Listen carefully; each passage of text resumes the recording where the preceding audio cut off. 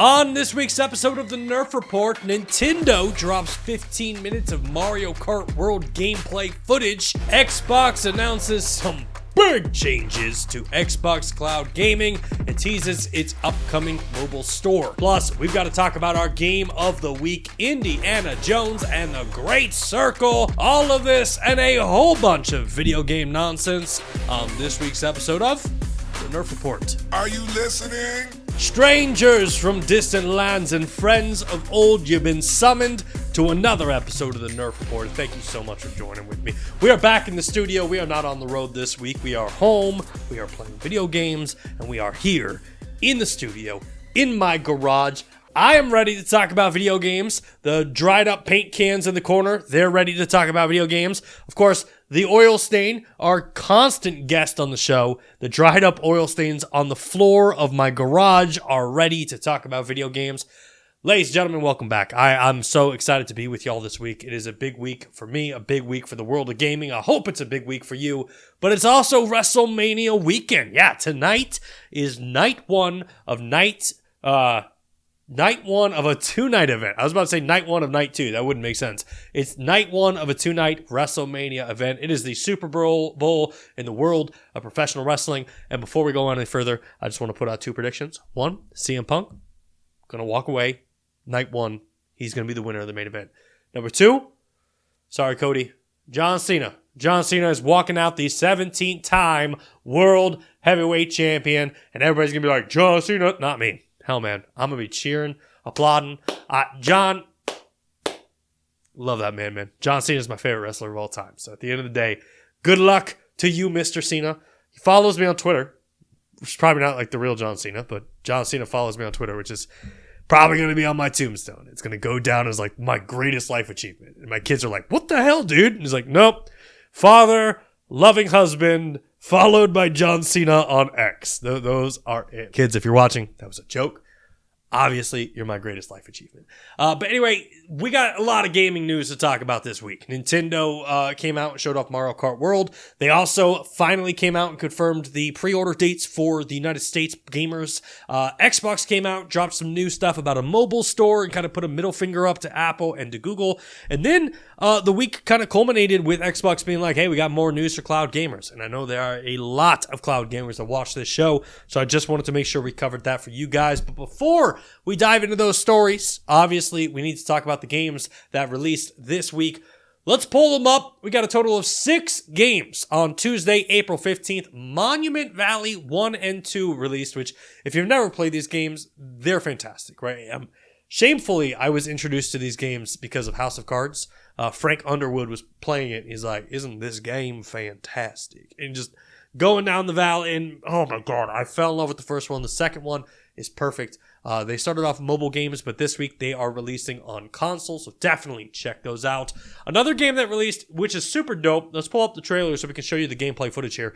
Lush Foil Photography Simulator. So this was a game designed by a photographer who basically was like, I want to create a game where you take photos of nature. And so it's super beautiful. The graphics are incredibly photorealistic. And your job in this game is to find like beautiful shots, take beautiful photos. They're giving you a world to go explore.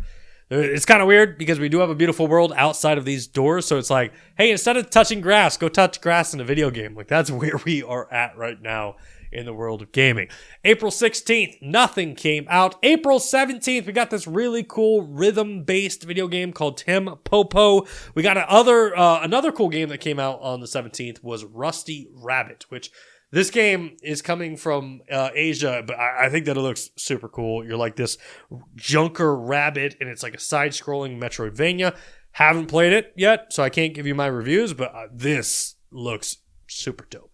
Our game of the week, Indiana Jones and the Great Circle, also released on April 17th. And then another side-scrolling kind of Metroidvania game called Bionic Bay released. But what's cool about this one is you can control the gravity.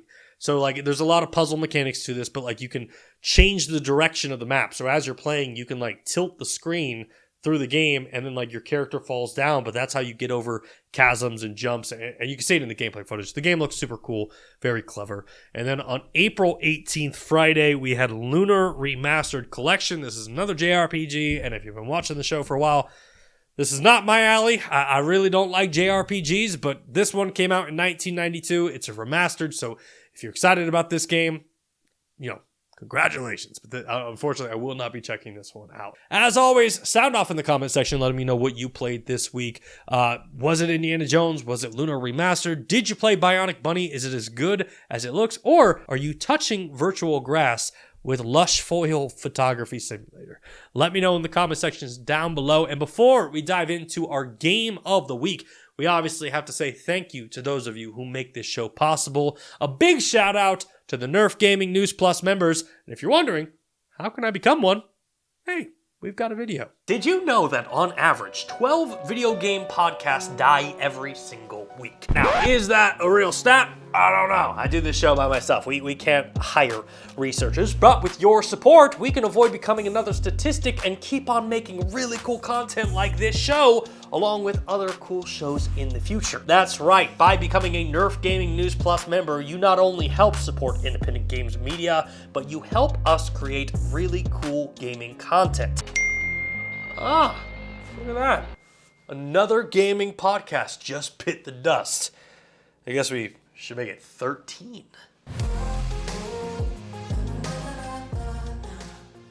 All right, let's talk about this week's game of the week is Indiana Jones and the Great Circle, which, in case you missed it, it released for the PlayStation 5 this week. And originally, I played this on Xbox back in December, and I absolutely love this game. I mean, as a fan of Indiana Jones and action-adventure games like Uncharted and Tomb Raider, I feel like Machine Games did such a great job not only creating a brand new action-adventure game, but they made this game feel so much like an Indiana Jones movie. I mean, the combat is great, the puzzles are great, the item physics, for me, stole the frickin' video game, and I'm so excited to basically dive into this, but I'm also excited at the fact that PlayStation fans finally get the opportunity to check this game out, because it doesn't seem right that we would live in a world where Nathan Drake, Lara Croft, and Indiana Jones can't coexist on the same platform. But before we dive into my thoughts, let's obviously dive into what the world of gaming is saying about this.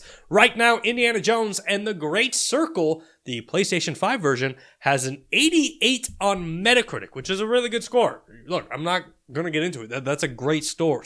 What's interesting about an 88 is if you look at Indiana Jones and the Great Circle on Metacritic, that's higher than the PC version and the Xbox Series X version. And in fact, let's pull up the graphic real quick. Indiana Jones and the Great Circle, PlayStation 5 got an 88. On PC, it got an 87. And on Xbox, it got an 86. And I'm not going to be like a tinfoil hat conspiracy theorist here, but like, if I wanted to say that there was a bias in media that Xbox games get reviewed worse than PlayStation games, that might be it. Because we are talking about literally the exact same game here. And for some reason, the PlayStation 5 version is getting better reviewed than the Xbox Series X. But that, of course, is the Metacritic score. Let's dive into what some of the biggest publications in the industry are saying about the game. Gaming Bible gave the game a 9 out of 10. Gaming Bolt gave Indiana Jones and the Great Circle a 9 out of 10. XGN gave the game a 9 out of 10. PlayStation Universe gave the game a 7.5 out of 10. Combo Breaker Digital Chumps gave it a 9.5 out of 10. And Push Square gave the game an 8 out of 10. And look, I'm not going to dive into like the console war stuff, but it is interesting. PlayStation Universe, PlayStation themed website. It's like they can't get over the fact that this is still an Xbox video game. They're like, it still sucks. 7.5. It's just like, come on, man. Join the rest of us. Join the rest of us in just loving to play video games. All right, but that's what everybody else on the internet is saying about Indiana Jones. I myself got to play this game. I didn't give it a score. I'm not really into scoring video games. So let me just tell you some of the things I absolutely adore about this video game. The story is great. So I'm not going to get into too much spoiler territory here, but essentially somebody breaks into Indiana Jones University, they steal a relic, and that leads him on a journey across the globe. And as you play this game, you get to explore places like the Vatican and the pyramids of Egypt. And like, you're literally immersed in these environments, and it's so cool. And again, I don't technically think this is a spoiler, but the intro to this game might be one of the best intros I've ever seen in a video game where they teach you how to play the video game, because they recreated the boulder scene from Raiders of the Lost Ark. Like, you know, where he's like jumping over the pits and spikes are coming out of the walls and like he's basically got spiders all over his back. They've recreated this scene, and that's how you learn how to play this game. And I think it is so great. And I mention this because with Indiana Jones and the Great Circle, Machine Games did such a great job of capturing what a Raiders of the Lost Ark movie is. And they also did such a great job of making you feel like you're in an Indiana Jones movie that I feel like they deserve so much praise. So just from the story alone, like if you love Indiana Jones and you love the series, I would highly recommend checking out this game. But that's just the story. Like the gameplay is fun too. And I will admit that when I first heard about this game, the idea of it being first person, I was like, I'm good fam, not jumping into this. But like after playing it, it's not that big of a deal. And yes, I understand, like I love third person action adventure games. Uncharted, I absolutely love that game. But playing this first person, I'm like, okay, yeah, it's the same thing. I can get into it. It's fine. And I think what kind of saved the first person perspective for me had to be like the item physics in this game, because I could not stop just messing around with stuff in the game. Literally anything can be a weapon, right? You walk into a room and there's like a baguette on the table. You can pick up the baguette and just beat the crap out of your enemies. And so like there's baguettes, there's brooms, there's mops, there's vases, there's beer bottles, hammers. It is insane. And the physics are great. Like, you know, you're trying to like stealth into places and you see the guards over there. You can pick up a hammer, chuck it, and it distracts them. And I get, like, that is video games 101, right? Throwing things to distract people, that's nothing new in gaming. What's new for me was I was using this to stage crime scenes, right? I would go into Indiana Jones and the Great Circle. I'd be playing, I'd stealth into these areas, I'd be choking out the enemy soldiers, and they'd be falling to the ground, and I'm like, hold up, I can't just leave this room, because somebody's going to walk in here and be like, hold up, there's a bunch of knocked out bodies on the floor. Somebody's here, sound the alarm. So what did I do? Okay, this guy, maybe he hit this guy with a hammer. So I'd pick up the hammer and I'd drop it near his hand. And then this guy, maybe he just got drunk. And so I just threw a bunch of beer bottles next to him and put one in his hand so it was just looked like it was a drunken stupor. I would create crime scenes and I'd pick up bodies and like put them over places and be like, oh, this guy tripped on the stairs and he fell and it wasn't me. Like he slipped on a beer bottle and that's why he fell. I was literally staging so many crime scenes in this game. And I will fully admit, it did get dark. Because there was a point where there was a knocked out soldier and I was walking past this vase and I was like, hold up, that looks heavy. I can pick that up. And so I pick up the vase and I'm standing over the guy's body and I'm about to drop it like right on his head. And my wife walked in and she's like, what are you doing? I'm like, don't know how to really explain this, but like that guy is a Nazi. I'm going to drop the vase on his head and go our separate ways. And she's like, is that really what you're supposed to be doing in this game? Never really thought about it, but like, I guess this isn't really what I'm supposed to be doing. It's something I can do. And she just looked at the screen. She looked at me and she was just like, you're a monster, and just walked away. And I say all of that to just say, I'm not a monster, but the item physics in this game, hands down, my favorite part. And look, the story is fun. The item physics are great, but the puzzles and the mini challenges that you discover along the way make this game so great, right? Like Uncharted or Tomb Raider, you're constantly solving puzzles that have to do with like opening secret passageways or uncovering missing paintings. Like that's all in here. But like also on top of that, when you're in Egypt, you go into these open world areas and you find like hidden tombs where you need to explore and find like hidden archives and hidden documents that you can turn into like boost your strength. At the Vatican, there's all these cats. And so I took a photo of the cat with my camera, unlocked a challenge where apparently you need to take a photo of every single cat in the Vatican. Didn't know it was a thing, but we're going to do it. And I guess like I say that because that level of exploration and those type of challenges really do make the exploration and the discovery part of this game feel really cool. And it also makes you feel more immersed into the world of Indiana Jones. But anyway, I love this game. I think it is a fantastic game to check out. If you haven't picked it up on Xbox or PC yet and you've been waiting for it to come to PlayStation, I highly recommend you check it out. Indiana Jones and the Great Circle is available right now for PlayStation 5. And moving on from our game of the week, we got to dive into the world of Nintendo, as Nintendo held a Mario Kart World Direct this week, which gave us an extended look at Mario Kart World. And look, I have said a lot about Nintendo over the last couple weeks, you know, with the Switch 2 Welcome Tour pricing, you know, the more expensive video games, Nintendo Switch Online being required for game chat. I've said a lot. And a lot of people have been upset. But I think it's time to say thank you to Nintendo. I'm an adult. I will stand up and say, Nintendo, you've done something good. Thank you for letting us watch this Direct 100% free. You could have charged me. Going down the route we've been, where you said welcome tour is $10. You definitely could have been like, hey, Mario Kart World Direct, you want to watch the video? Please pay $1.99, but you didn't. Nintendo, I'm proud of you. You're making progress, and I hope to see this progress continue. But anyway, in case you missed the Direct, Nintendo had a Mario Kart World Direct where they showed off 29 brand new courses. And these vary from things like the Mario Brothers Circuit, Crown City, Starview Peak. There's a really cool one called Boo Cinema, which is like this haunted movie theater. And as you jump through the projector, your character's costume changes into like an old-timey movie. I think that looks super cool. You got another one called Peach Beach. There's Wario Shipyard. A lot of cool concepts here and a lot of different maps to play. And I counted, they showed the screen, and we'll try to pull up the image if we can, but I counted it, and it basically looks like it's going to be 29 different courses. And what makes this game unique is that, like, you can do the traditional Grand Prix circuit where you just do races, or you can literally drive from one race to another in an open world mode. And look, I think that's cool. I think that is a really cool concept and a cool change up for this game. Now, Nintendo also used this Direct to show off 2 different modes coming to the game. Obviously, we've got the traditional Grand Prix mode, but they also showed off the Knockout mode. In Grand Prix mode, you will have 24 drivers, and this is the style of gameplay that we've come to expect. You'll have the Mushroom Cup, the Star Cup, go on and on and on, right? You got all of them. In those cups, you got 4 different races, and you want to be able to get the most points at the end of the cup to get first place. And Nintendo did put a teaser out there being like, hey, if you complete all the Grand Prix and you get first place in all of them, you unlock Rainbow Road. Which, again, at least they're not charging us to get Rainbow Road.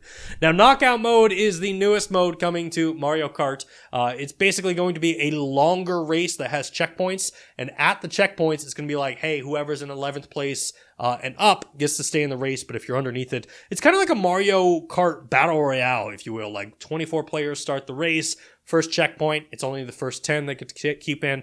After that, drops down to the first 5, 4, 3, 2. Last one remaining wins the Knockout mode. Looks super cool. And within these races, we're obviously going to have some new items. You got the coin shell, which basically when you throw the shell, the coins will appear behind it to give you more coins to go faster. The ice flower allows you to shoot out ice and freeze your enemies. There's a hammer where you can throw like temporary roadblocks in front of your opposing racers. You got the mega mushroom, which isn't technically new. It just makes you bigger. You got feather, which allows you to jump over incoming shells, which I think is going to be a big deal, especially for those blue shell lovers out there who just love to throw blue shells. Now, if you've been part of Mario Kart for a while and you're like, what's new other than that? Like, this is sounding like a traditional Mario Kart game. There will be some new tricks during the races. You can do a charge jump, which essentially you hold down the button, and while you're drifting, you can leap over other vehicles. You can dodge shells. You could wall ride, grind, much more. But the more interesting one is rewind. And we've seen this in like Forza, and we've seen it in The Crew. But essentially, while racing, you can rewind your gameplay and go back in time, like if you miss a jump or if you miss a turn. And where I think this is going to be big is like, obviously in a race, this is going to be stupid because you're going to rewind while everyone else is still moving forward. Like your rewind doesn't impact the other players. If you go in reverse, everybody's still going forward. But what this will allow you to do is like if you're trying to reach like secret areas, shortcuts, obviously the rewind mode is going to come in clutch for that one. Now, Nintendo also talked about some other modes that will be coming to Mario Kart World as well. Essentially, we'll have time trials, which is a solo gameplay, which you can go through the courses and compete with some of the best racers online. And your time will be listed in like the record boards, right? Everybody wants to be number one. You have versus races where you can create custom matches and challenges and compete with your friends. Battle mode, which is the traditional classic balloon popping mode. And then coin runner, which is kind of another like battle arena style, but you want to collect the most coins. And now, Mario Kart World, the whole conversation here is it's an open world Mario Kart racing game. And so they did talk about like how the free roam was going to work. And essentially, as you're racing, you can check out the courses, you can master the courses, you can understand like shortcuts and hidden races and ways to grind and just ways to beat your competition by hitting certain things. But also throughout the map, there's going to be like hidden secrets, right? At one point, Nintendo said there's like hundreds of P-switches across the map that like these unlock hidden challenges and different things like that. There'll also be like hidden coins to unlock and hidden panels. And so they are trying to add life to the world to give you other stuff to do other than just racing with your friends. Now, multiplayer. Obviously, this game will have multiplayer, but for some reason, Nintendo felt it necessary to spend a good amount of time talking about it. Nintendo did confirm that 4 players will be able to play on the same Switch at the same time, which again, based on the past couple weeks of nickel and diming, we should take this one as a win and really appreciate that Nintendo's allowing us to share this game with our friends, because easily they could have been like, oh, you want to play with 3 of your friends? $2.99 each of them. Come on, fork it over. This is a weird one for me because Mario Kart World, it's cool. It's obviously an open kart explorer video game, but at the end of the day, it just looks like more Mario Kart to me. And there was a point in this direct where Nintendo's talking about Mario Kart World, and I'm just like, we are legit spending 15 minutes talking about Mario Kart and explaining what a Mario Kart video game is for one of the biggest franchises in the entire world. And when you look at Mario Kart and what they're doing, 4-player split screen co-op, right? That's something that has been a staple in Mario Kart since the Super Nintendo. Voice chat. That's something that in 2025, every single video game has voice chat, yet Nintendo spent time to be like, you can talk with your friends while racing, and then they showed off a couple new characters, one of them being a cow, which I guess like the character naming department was completely out of the country at this time, because they're like, what do we name the cow? How about cow? Love it. Put it in the game. And then when I look at this, like outside of the open world, you know, the jump boost and the rewind feature, is that really the only new thing that's getting added to this game? And I know there's a bunch of Nintendo fans who are already upset with me for saying like $80 for this game is a joke, right? I do not think that this game justifies $80 or even justifies explaining why I should invest in a brand new Nintendo Switch. Like, there's really nothing here that could have been accomplished on the Nintendo Switch 1. Open world exploration, you had that in Breath of the Wild. Why is it so different for Mario Kart World to not be able to run on the Switch OG? And look, Mario Kart's a banger, right? Every single console Mario Kart has been a part of, everyone loves it, and it sells incredibly well. But this version, I'm really struggling with. Like, 1, I'm struggling to justify the price. But 2, I'm struggling to justify the console. And I mean, I really love Mario Kart. I enjoy playing it every once in a while, and I get that this is a big deal for gamers, but everything that Nintendo talked about during this direct feels like it could have been a blog post. Anyway, Mario Kart World will be launching on June 5th, and Nintendo also announced this week that the tariffs will not be impacting us. The U.S. government be damned is what Nintendo said. We will not abandon our gamers, because Nintendo said that the pricing for the Switch 2 will remain the same, $449.99 US dollars in order to get just the base console. If you want to get the Switch 2 plus Mario Kart Worlds bundle, your pricing will be $499.99 US dollars. And as far as the games go, Donkey Kong Bonanza and Mario Kart World, the standalones, those will remain unaffected. However, they didn't really talk about any of the other games. And really, the big price adjustments here are going to be on the accessories. Nintendo did say, like, if you want a controller, if you want more Joy-Cons, if you want the camera, that's going to cost you more. But as far as the console and the games go, all of that's moving forward. The console is scheduled to launch still on June 5th, and pre-orders will begin on Thursday, April 24th. Get ready, prepare yourselves, because it is going to be a chaotic launch day as far as this goes. But anyway, June 5th is a very long time away, and we are going to be talking about Nintendo a lot more here on this channel. So if you want to hang out with us more and talk about Nintendo more in the future, make sure to hit that like button. If you haven't done so already, consider subscribing to the channel and share it with your grandmas, because grandmas absolutely adore this show as well.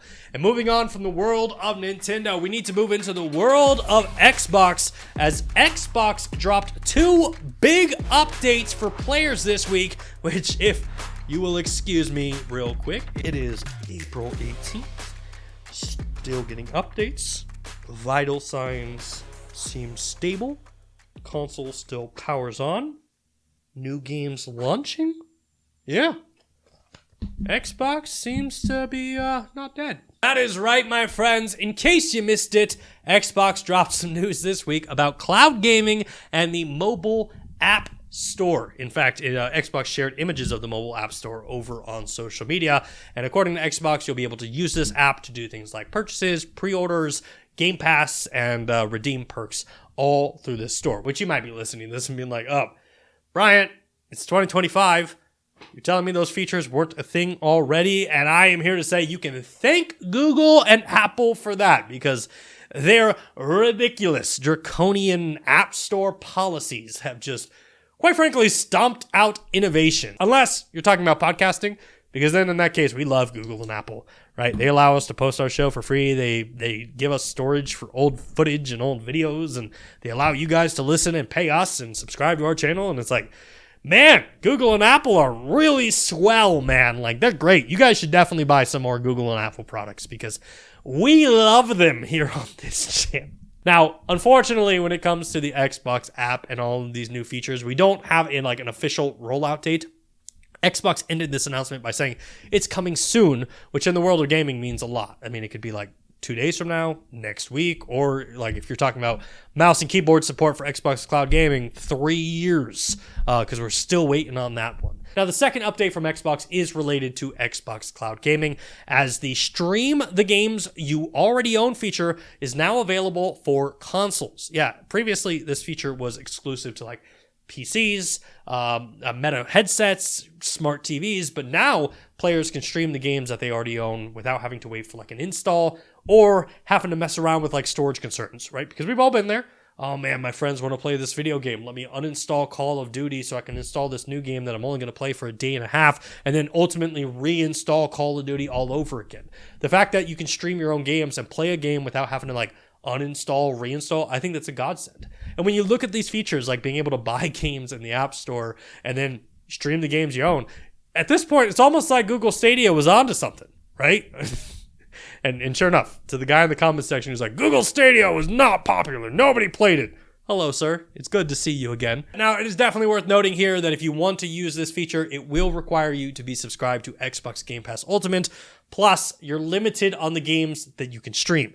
At the time of filming this, Xbox said it's around like 100 games are available to be streamed to the platforms, including games like Disney Epic Mickey Rebrushed, Squirrel with a Gun, Undisputed, Subnautica 2, and Predator Hunting Grounds. All great games. And look, I'm not going to complain. I love this feature. Like when I played Google Stadia every single day, these were the features that I loved. Like not having to install a video game and being able to open my app, buy a game, and then instantly play it on my console without having to install. Like that was my favorite feature about Google Stadia. And it made me sad that when Stadia shuttered, those features were gone. And it's like, man, we're never going to see those again. So it's cool to see Xbox kind of like bring them back to life and implement them into their platform. And unfortunately, my friends, that is it for as far as it goes for gaming news this week. Thank you guys so much for hanging out with me on a brand new episode, especially when there's other cool things happening, right? John Cena's in the main event of WrestleMania for his final WrestleMania, and you said, hold up, John Cena can wait. The champ might be here, but the Nerf Report is here, and I need to listen to the new episode, and that just warms my heart. If you made it this far into the show and you haven't done so already, make sure to hit that like button, subscribe to the channel, share it with your grandma, and if you are listening on audio platforms, I hope you enjoy the silky smoothness of my voice this week. But while you're doing that and you're enjoying my voice in your eardrums, hit that follow button, subscribe, like, whatever it is on your platform, and make sure to go buy Google and Apple products so we can move up the channels on that end. Until next time, my friends, thank you so much for hanging out with me, and we will see you in the next video.